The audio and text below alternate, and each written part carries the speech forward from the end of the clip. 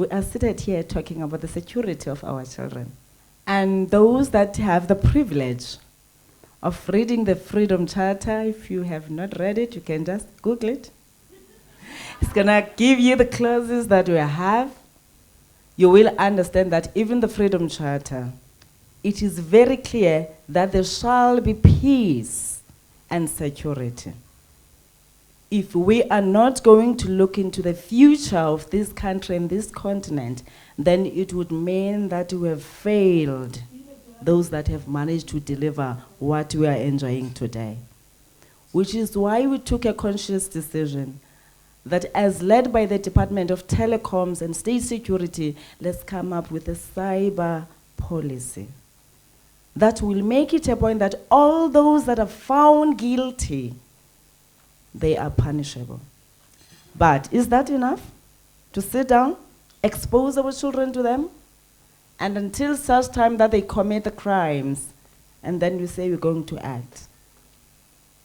We then realize it's not going to work if we sit down and wait for the action to happen. Ours is to come up with prevention measures.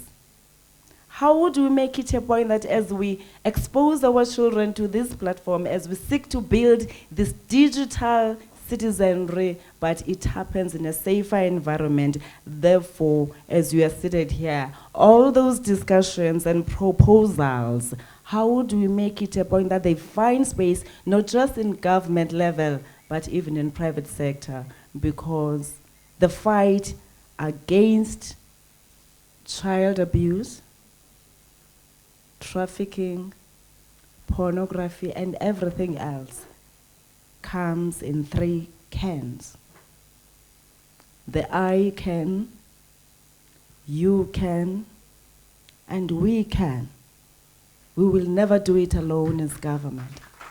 And you know, after that, as I travel the country talking to different young girls and boys, I always tell them, you must make it a point that you Google yourself out of poverty. In whatever that you do, make sure that you Google yourself out of poverty. And the only way to do that is to stay informed.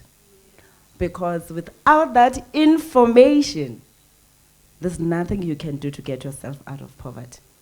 The world can never be a better place without a safer South Africa and a safer Africa.